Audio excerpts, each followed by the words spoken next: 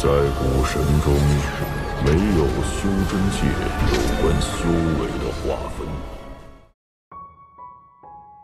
Sebelum menyimak alur cerita Renegade Immortal, sobat bisa menonton filmnya terlebih dahulu, agar mudah memahami alur ceritanya. Tanpa berlama-lama, lanjut ke alur ceritanya. Wang Lin merenung. Dia tahu bahwa jika dia bertanya lebih banyak, roh gua tidak akan berkata lebih banyak. Setelah merenung sebentar, dia berhenti bertanya dan berjalan ke pintu batu. Apa yang muncul di hadapan Wang Lin setelah memasuki pintu batu adalah sekelompok istana yang mirip dengan istana kerajaan Raja Fana. Dia muncul tepat di depan pintu sebuah istana. Energi spiritual surgawi yang samar mengelilingi area tersebut. Dia menarik napas dalam-dalam dan segera merasa segar. Kemudian dia mengambil satu langkah ke depan namun segera menundukkan kepalanya untuk melihat ke tanah. Tanahnya dilapisi dengan batu hijau dan sangat datar. Wang Lin berjongkok untuk menyentuh tanah dengan tangannya dan ekspresinya langsung berubah aneh. Batu giok surgawi. Wang Lin menyebarkan akal dan dia segera menemukan bahwa daerah sekitarnya dikelilingi oleh pembatasan penyegelan. Semua bangunan di sini terbuat dari batu giok surgawi. Wang Lin sangat peka terhadap batu giok langit, dan sekarang segala sesuatu di hadapannya terbuat dari batu giok itu, dia tidak bisa menahan diri untuk menarik napas dalam-dalam. Sayangnya, ada segel yang sangat kuat pada semuanya. Kalau tidak, aku pasti akan menggali semuanya. Wang Lin memandangi jalan batu giok surgawi dengan tatapan kasihan. Ada tungkupil raksasa sekitar 100 kaki di depannya. Ada beberapa lubang setebal lengannya di tungkupil, dan semburan asap putih keluar dari lubang tersebut. Beberapa ratus kaki melewati tungkupil ada loteng 3 lantai. Wang Lin berjalan maju, berhenti di samping tungkupil, dan melihat ke dalam lubang. Ada genangan air di dasar tungku, dan asap putih keluar dari genangan air tersebut. Saya bukan orang pertama yang memasuki tempat ini. Mungkin ada pil di dalam tungkupil ini sebelumnya dan diminum oleh seseorang. Mata Wang Lin menyipit saat dia melihat tungkupil. Ada segel pembatas di atasnya, tapi kondisinya rusak. Jelas sudah lama dirusak oleh seseorang.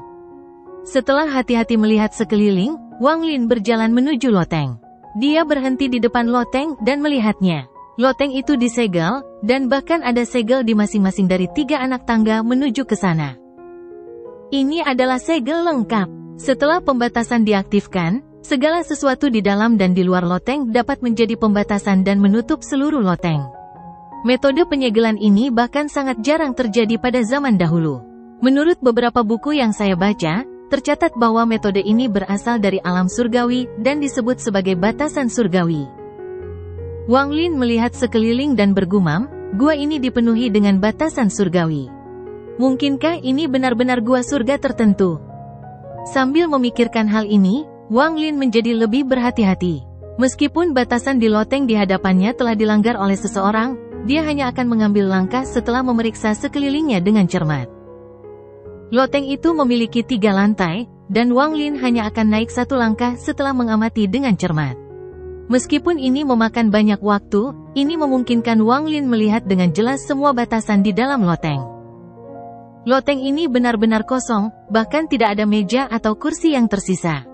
Jika bukan karena tanda di tanah yang menunjukkan bahwa ada kursi dan meja sebelumnya, Wang Lin tidak akan mengira bahwa itu diambil oleh seseorang. Wang Lin mengejek dirinya sendiri. Bahkan kursi dan meja di gua surga pasti tidak normal, jadi masuk akal jika diambil. Loteng 3 lantai ini benar-benar kosong. Wang Lin sama sekali tidak menemukan apapun di dalam, dan semua batasan telah dilanggar. Wang Lin dengan hati-hati mengamati sekelilingnya saat dia berjalan melewati koridor. Banyak pagar di sekelilingnya menunjukkan tanda-tanda rusak. Semakin dalam dia pergi, semakin sedikit sisa batasan yang dia lihat. Matanya berbinar dan dia menuju ke jalan yang benar. Meskipun pemandangan masih terlihat sama setelah 1000 kaki, Wang Lin melihat batasan yang dilanggar di mana-mana. Pembatasan ini semua dilanggar secara paksa, bahkan ada beberapa yang hanya dilanggar setengahnya, artinya orang tersebut menyerah. Setiap kali dia menemukan batasan yang setengah rusak, dia akan berhenti dan mengamatinya dengan cermat. Dia tidak terburu-buru untuk memecahkannya dan akan melanjutkan setelah mengamatinya. Saat dia dengan hati-hati bergerak maju, Wang Lin tiba-tiba berhenti. Kaki kanan yang diangkatnya perlahan kembali ke posisi semula. Dia tetap tidak bergerak, tapi ada kilatan batasan di matanya. Ada sebuah paviliun sekitar 100 kaki di depannya. Saat dia melangkah ke paviliun, area sekitar 100 kaki menyala. Itu adalah cahaya terang yang menyinari area sekitar, menyebabkan pemandangan segera berubah. Ketika Wang Lin melihat ke dalam paviliun, seolah-olah awan tersebar, memperlihatkan area dengan gunung palsu. Ada rerumputan di mana-mana dan rerimbunan bambu yang terhubung dengan rerimbunan bambu yang sudah ada. Perubahan pemandangan seolah-olah seseorang datang dari pintu kematian dan memasuki dunia lain. Pada saat yang sama, suara tenang datang dari kehampaan dan mendarat di telinga Wang Lin. Melanggar batasan memberi Anda kualifikasi untuk memiliki gua ini untuk sementara. Selama kamu tidak mati, tidak ada orang lain yang bisa masuk. Saat suara ini tiba, seberkas cahaya keemasan terbang dari kejauhan dan berhenti di depan Wang Lin. Ini adalah token kristal. Itu hanya seukuran jarinya, dan melayang di udara dan memancarkan cahaya 7 warna. Ini adalah tanda gua. Pegang token ini dan kamu bisa memasuki gua. Wang Lin menarik napas dalam-dalam saat dia mengambil token kristal kecil itu dan melihat ke paviliun. Setiap meja dan kursi batu memiliki batasan yang melindunginya dan tidak dapat disentuh begitu saja. Namun, dibandingkan dengan pembatasan yang mencakup area 100 kaki di luar paviliun, pembatasan ini jauh lebih lemah. Wang Lin tidak melihat ke meja atau kursi, matanya terfokus pada kendi anggur di atas meja bundar. Meskipun batasan pada kendi anggur sangat bagus, tidak sulit bagi Wang Lin untuk melanggarnya. Setelah menyimpulkan sebentar, tangan kanannya menunjuk ke arah kendi dan riak seperti air muncul 3 inci darinya. Jari Wang Lin menunjuk ke arah riak air, menciptakan gelombang riak. Pada saat yang sama, dia dengan cepat mengangkat jarinya dan menembakkan batasan ilusi yang mendarat di riak air. Pada saat ini, riak air segera mulai mendidih dan pusaran terbentuk di tengahnya. Pusaran itu berputar semakin cepat dan semakin besar, menciptakan kekosongan melingkar. Tangan kanan Wang Lin bergerak seperti kilat saat dia menjangkau langsung melalui pusaran, meraih kendi, dan mengeluarkannya kembali dalam sekejap. Kemudian riak airnya hilang dan semuanya kembali normal. Wang Lin mengungkapkan ekspresi gembira. Kendi anggur di tangannya berat, jadi jelas tidak kosong. Dia menarik napas dalam-dalam sambil membuka tutupnya, lalu aroma menyegarkan segera memenuhi udara. Wang Lin melihat di dasar kendi anggur ada 10 tetes anggur. Kendi anggur ini cukup berat, tetapi hanya berisi 10 tetes anggur. Namun, ini adalah anggur dari surga, jadi ini tidak normal. Wang Lin menatap kendi anggur dan mulai meronta. Tak lama kemudian, dia mengatupkan giginya, menuangkan setetes wine, dan segera menyedotnya ke dalam mulutnya. Saat setetes anggur memasuki tubuhnya, seluruh tubuh Wang Lin tiba-tiba berubah menjadi merah padam. Energi spiritual surgawi dalam jumlah besar tiba-tiba memenuhi tubuhnya dalam sekejap. Perasaan mabuk perlahan muncul di dalam tubuh Wang Lin bersama dengan energi spiritual surgawi. Jumlah energi spiritual celestial di tubuhnya meningkat dengan cepat saat bergerak melalui meridiannya seperti banjir. Kemudian gelombang panas muncul di dalam datainnya dan melonjak ke seluruh tubuhnya. Di saat yang sama, perasaan mabuk menjadi semakin kuat. Mata Wang Lin tidak lagi jernih dan menjadi berlumpur. Tubuhnya perlahan bersandar ke samping, kepalanya tertunduk, dan dia tertidur. Waktu berlalu, 3 bulan, 6 bulan, 9 bulan, 1 tahun.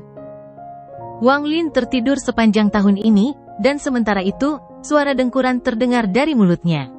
Sejak Wang Lin mulai berkultivasi, dia jarang tidur, dan ini adalah tidur terlama yang dia alami dalam beberapa ratus tahun terakhir. Meskipun dia sedang tidur, energi spiritual surgawi di dalam tubuhnya meningkat pesat. Kecepatan ini bahkan akan mengejutkan All-Seer jika dia ada di sini untuk menyaksikannya. Ketika energi spiritual surgawi di tubuhnya mencapai titik tertentu, kristal iblis di datainnya diam-diam hancur dan meleleh. Energi spiritual iblis tiba-tiba memenuhi tubuhnya, namun segera ditelan oleh energi spiritual surgawi dan menjadi bagian dari dirinya. Untaian energi spiritual surgawi keluar dari tubuhnya dan menyebar ke area sekitar 100 kaki. Selama tahun dia tertidur, energi spiritual surgawi di daerah tersebut menjadi sangat padat. Saat Wang Lin tidur, tangan kanannya memegang kendi anggur. Suatu hari, Wang Lin perlahan membuka matanya dan bersendawa berisi aroma anggur. Matanya dipenuhi kebingungan saat dia secara sadar melihat sekeliling, namun kebingungan itu segera menghilang dan dipenuhi dengan kejelasan. Dia segera berdiri dan menunjukkan ekspresi kewaspadaan. Kemudian dia dengan hati-hati melihat sekeliling dan perlahan mengerutkan kening saat dia melihat kendi anggur di tangannya. Dia hanya ingat bahwa setelah meminum setetes anggur, energi spiritual surgawi di tubuhnya meningkat dan kemudian dia kehilangan kendali dan tertidur. Memikirkan energi spiritual surgawi, dia segera memeriksa ke dalam dirinya. Setelah memeriksa, matanya menunjukkan keterkejutan yang tak terbayangkan. Ini, aku. Sudah berapa lama aku tertidur? Setelah Wang Lin mulai berkultivasi, sangat jarang dia terkejut. Energi spiritual surgawi di dalam tubuhku telah jauh melampaui puncak tahap akhir transformasi jiwa. Saya hanya perlu lebih memahami domain saya untuk melangkah ke dalam ujian hidup dan mati untuk mencapai tahap ascendant. Wang Lin memandang kendi anggur di tangannya dengan tidak percaya. Anggur jenis apa ini? Wang Lin dengan hati-hati memasukkan kendi anggur ke dalam tasnya. Masih merasa khawatir, dia mengeluarkannya kembali, memasang lapisan pembatas yang kuat di atasnya, dan kemudian memasukkannya kembali ke dalam tas pegangannya.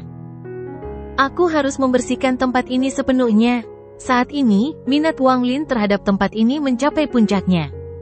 Setelah kegembiraan, Wang Lin merasakan ketakutan. Untungnya, domain saya belum mencapai level ascendant, atau saya akan mulai mencoba menerobos ke tahap ascendant saat tidur. Saya tidak akan bisa mengambil kristal berpengaruh yang diberikan Zoe kepada saya, dan jika gagal, saya akan mati dengan sangat menyedihkan. Wang Lin merenung, tapi matanya langsung berbinar. Dengan kultivasi saya saat ini, tidak ada seorang pun di tahap transformasi jiwa yang cocok untuk saya. Sekarang saya hanya membutuhkan domain saya untuk mencapai level ascendant, lalu saya dapat menemukan tempat rahasia untuk mencapai tahap ascendant. Ini adalah tempat yang paling rahasia, jadi setelah domain saya mengalami terobosan, saya akan kembali ke sini untuk mencapai panggung yang berpengaruh. Segala sesuatu di dunia ini sangat bergantung pada takdir. Suatu kebetulan yang beruntung saya memasuki tempatnya. Jika tidak, bahkan jika saya memiliki batu giok langit, akan memakan waktu bertahun-tahun untuk mencapai kondisi ini. Apakah ini yang disebut manusia sebagai pertemuan kebetulan? Wang Lin sedang dalam suasana hati yang baik karena setelah tidur selama setahun, dia dalam kondisi sangat baik. Pada saat ini, dia melihat sekeliling, siap untuk mendobrak batasan di sekitarnya, ketika dia tiba-tiba memikirkan sesuatu. Berapa lama saya tidur? Jika saya tidur selama beberapa dekade, atau bahkan ratusan tahun, segala sesuatu di luar akan banyak berubah. Jika memang benar demikian, saya akan lebih baik berkultivasi sendiri. Wang Lin merenung sedikit saat dia berjalan di dalam pavilion. Matanya tiba-tiba menyipit dan pandangannya tertuju pada rerimbunan bambu di kejauhan. Sudut pagar terlihat di dalam rerimbunan bambu. Meskipun sebagian besar ditutupi oleh bambu, setelah melihatnya dengan cermat, Wang Lin dapat menemukan beberapa petunjuk. Tadinya saya tidak menyadarinya, tapi ada loteng lain di sini. Ini terlihat seperti halaman kuil fana. Setelah merenung sedikit, Wang Lin tidak memeriksa kuil. Dia mengeluarkan token kristal dan akal masukinya. Ada gelombang cahaya dan sosoknya menghilang dari dalam gua. Ada semburan cahaya berwarna darah di gunung kuno yang berjarak 1000 km dari kamp tentara, dan Wang Lin muncul. Sinar matahari yang menyilaukan memasuki mata Wang Lin.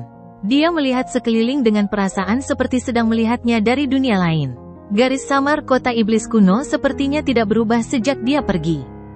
Wang Lin menarik napas dalam-dalam saat dia berubah menjadi seberkas cahaya dan menyerbu menuju kamp tentara. Kecepatannya jauh lebih cepat dari sebelumnya, jadi tidak butuh waktu lama sebelum dia mendekati kamp tentara. Tepat pada saat ini, niat membunuh yang kuat keluar dari kamp tentara dan mengunci Wang Lin. Pendatang, hentikan! Raungan datang dari dalam kamp tentara. Suara ini mengandung niat membunuh yang kuat. Di saat yang sama, Seberkas cahaya hitam datang dari dinding di sekitar kamp, menciptakan penghalang pelindung berwarna hitam seperti kabut. Di dalam kamp tentara, 10.000 tentara iblis lapis baja hitam berdiri di tengah. Di depan mereka ada seorang lelaki kekar berbaju hitam yang dengan dingin memandang keluar kamp tentara. Sima Yan berdiri dengan hormat di samping pria kekar ini. Dari ekspresinya, terlihat bahwa dia dipenuhi rasa hormat terhadap pria kekar itu. Selain Sima Yan, ada 3 orang lagi yang mengenakan baju besi hitam. Dari pakaian mereka, terlihat jelas bahwa mereka juga seorang komandan, dan ekspresi mereka juga sama hormatnya. Tubuh Wang Lin bergerak seperti meteor dan tidak berhenti sama sekali. Ketika dia mendekati kabut hitam, dia mendengus dan energi spiritual surgawi di dalam tubuhnya menyebar. Kabut hitam di depannya segera menyebar, menciptakan celah untuknya, dan dia dengan tenang melangkah masuk.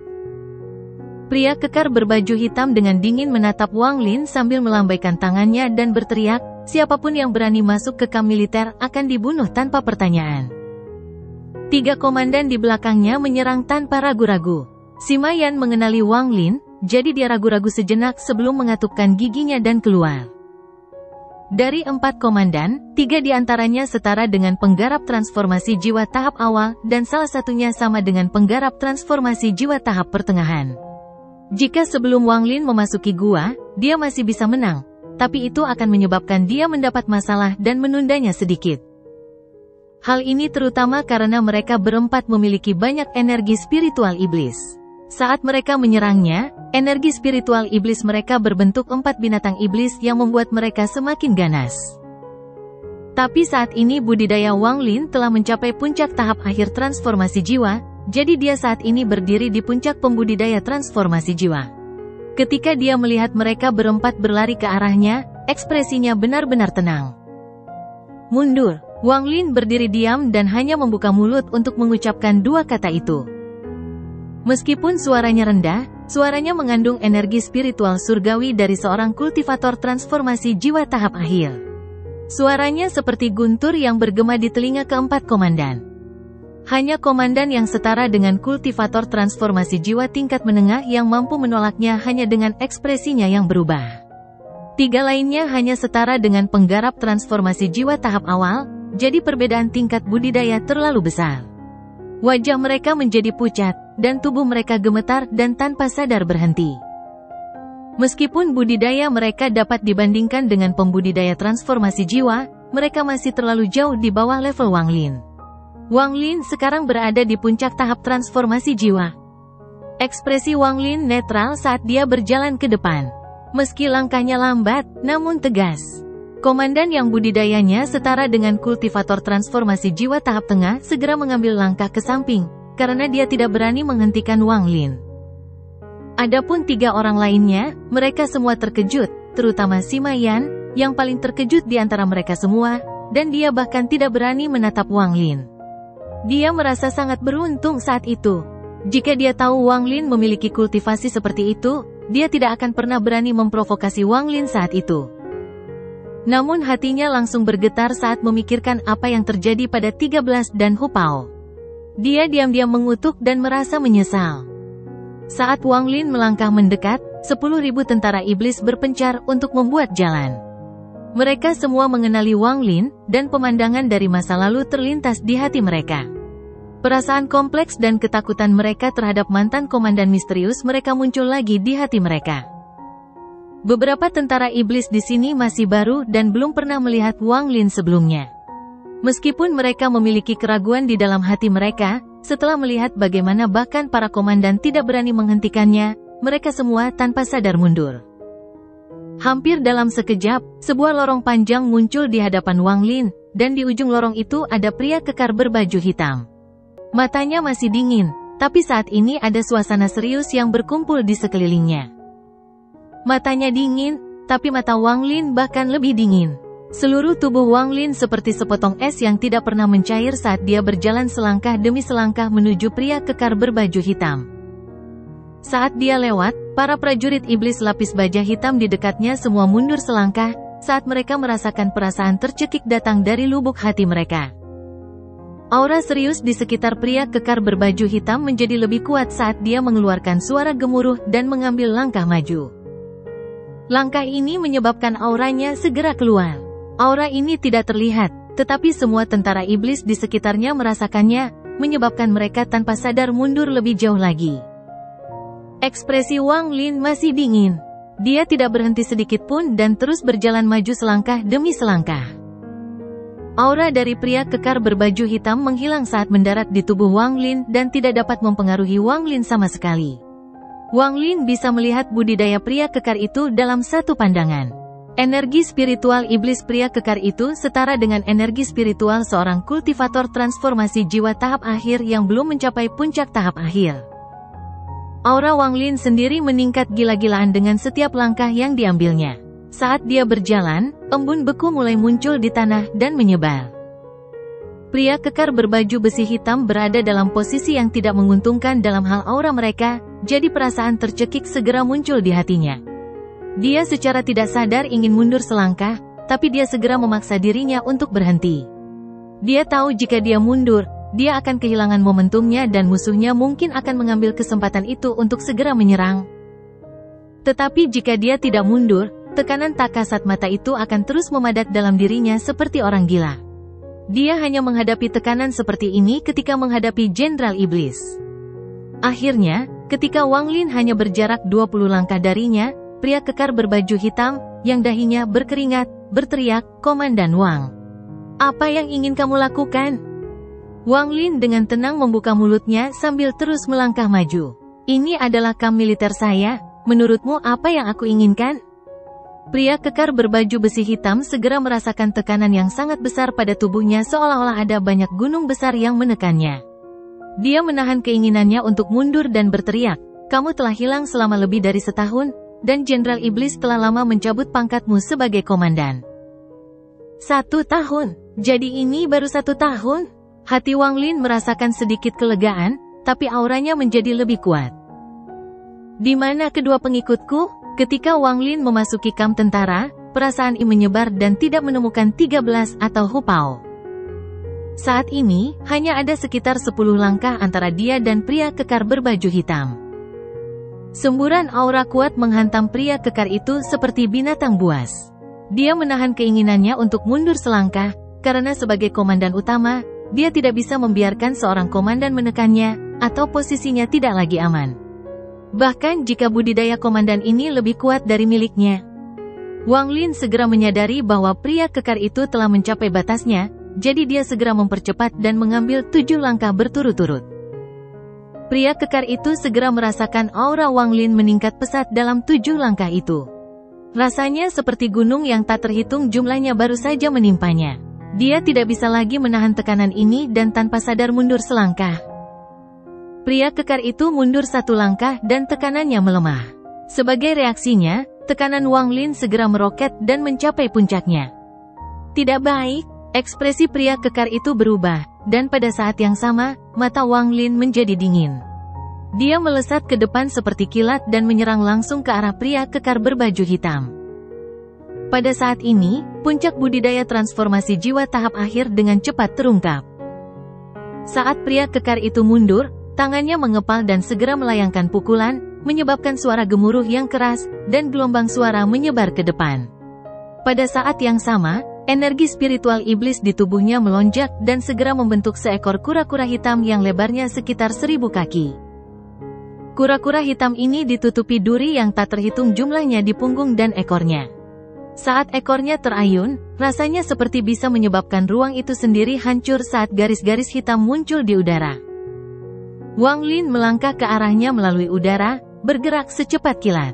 Ibu jarinya terangkat ke udara saat dia menggunakan jari maut. Sekarang budidayanya telah mencapai puncak tahap akhir transformasi jiwa, kekuatan jari kematiannya beberapa kali lebih kuat.